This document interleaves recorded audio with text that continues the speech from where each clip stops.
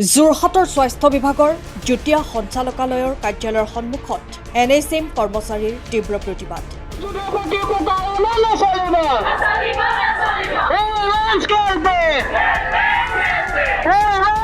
ৰাজ্যৰ বিভিন্ন প্ৰান্তৰ সমান্তৰালকৈ যোৰহাটতো NSM কৰ্মচাৰীসকলে কৰ্মবিৰতি আৰু অৱস্থান ধৰ্মঘট কাৰ্যসূচী ৰূপায়ণ কৰা দেখা পোৱা গৈছে।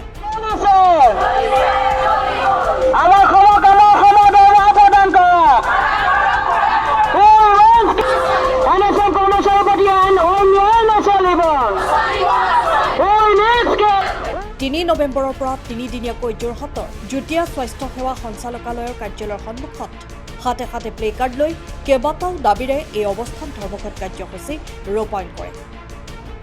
উল্লেখ্য যে ৰাষ্ট্ৰীয় স্বাস্থ্য অভিযানৰ অধীনত বিষয়া কৰ্মচাৰী ৰাজ্যখনৰ স্বাস্থ্য খণ্ডত বিভিন্ন পদত নিযুক্ত হৈ 2006 চনৰ পৰা অবিৰতভাৱে স্বাস্থ্য সেৱা আগবঢ়াই আহিছে।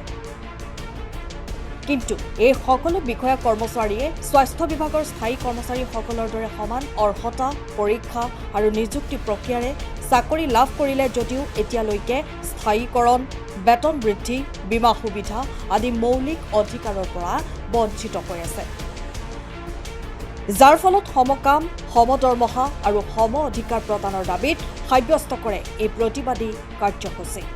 ইফালে এই দাবীসমূহ যদি চৰকাৰে অতি সোনকালে পূৰণ নকৰে তেন্তে গণতান্ত্ৰিকভাৱে অতি সোনকালে জংগী আন্দোলন কৰাৰ কথা ঘোষণা কৰে। আমি আপোনালোক সকলোকে সংবাদ মাধ্যমৰ সকলোকে আমি ধন্যবাদ জনাইছো। আমাৰ NSM কৰ্মচাৰী 29 অক্টোবৰৰ পৰা আমি আন্দোলন কাৰ্যসূচী চলাই আছো। 29 অক্টোবৰত আমি সচলত ধৰ্ণা কাৰ্যসূচী চলালো। এতিয়া আমি প্ৰতিখন ডিষ্ট্ৰিক্টতে আমি 3দিনীয়া কাৰ্যসূচীৰে কৰ্মবিৰতি আৰু অৱস্থান ধৰ্মঘট পালন কৰিছো। আমাৰ মুখ্য দাবীটো হ'ল সমকামৰ সম অধিকাৰ আমাক প্ৰদান কৰিব লাগে। আমি অতি কম ন্যূনতম চেলাৰী আমি জীৱন নিৰ্বাহ কৰিবলগীয়া হৈছে। গতিকে আমি NSM কৰ্মচাৰী সকলোৱে যথেষ্ট কষ্ট কৰিছো, আমি সকলো কামেই কৰি আহিছো। গতিকে আমাৰ মুখ্য দাবী হ'ল আমাক সমকামৰ সম অধিকাৰ প্ৰদান কৰিব লাগে, লগতে নিয়মীয়া কৰিব লাগে। আৰু আমাৰ ৰিটায়াৰমেণ্টৰ পিছত একো গ্ৰেচুইটিৰ ব্যৱস্থা নাই, আমাৰ কোনো PF নাকাটে, আমাৰ কোনো চিকিৎসাৰ সুবিধা নাই। গতিকে আমি মুখ্যমন্ত্ৰী মহোদয়ক আমি এতিয়াও অনুৰোধ জনাইছো যে আমাক সমকামৰ সম অধিকাৰ প্ৰদান কৰিব লাগে আৰু লগতে আমাক সকলো কৰ্মচাৰীকে বিশেষ নিযুক্তি প্ৰক্ৰিয়াৰে আমাক নিয়মীয়াকৰণ কৰিব লাগে।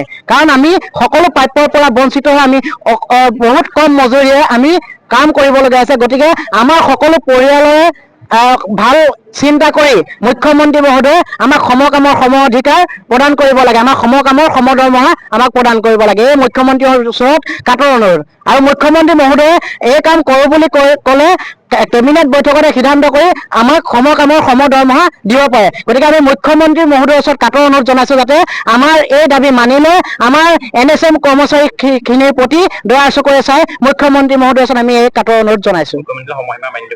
আমি অতি যিমান পাৰে সোনকালে আমি মুখ্যমন্ত্ৰী মহোদয়ক আমাৰ আজি বছৰ 20 বছৰ ধৰি আমাৰ NSM কৰ্মচাৰীয়ে ন্যূনতম মজুৰিৰে কাম কৰি আছে। গতিকে অতি শীঘ্ৰে যিমান সোনকালে পাৰে সিমান সোনকালে আমি মুখ্যমন্ত্ৰী মহোদয়ক আমাক সমান কামৰ সমদৰমহা আমি প্ৰদান কৰিবলৈ অনুৰোধ জনালো।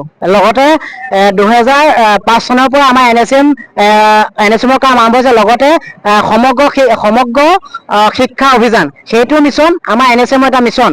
2016 চনতে আমাৰ মুখ্যমন্ত্ৰী মহোদয়ে এটা ঘোষণা কৰিছিল যে আমি NSM কৰ্মচাৰীখিনিক নিয়মীয়া কৰিবৰ কাৰণে এটা ৰূপৰেখা আমি প্ৰস্তুত কৰিছো।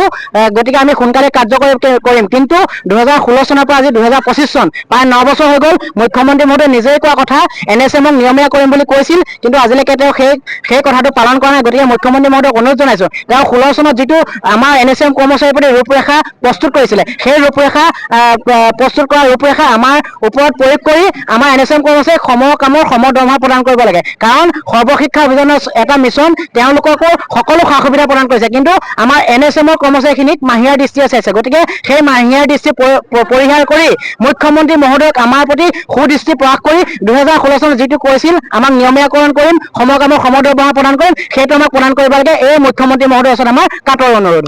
সময়ৰ খবৰ সময়ত পাবলৈ ফলো কৰক টাইম অফ আছাম।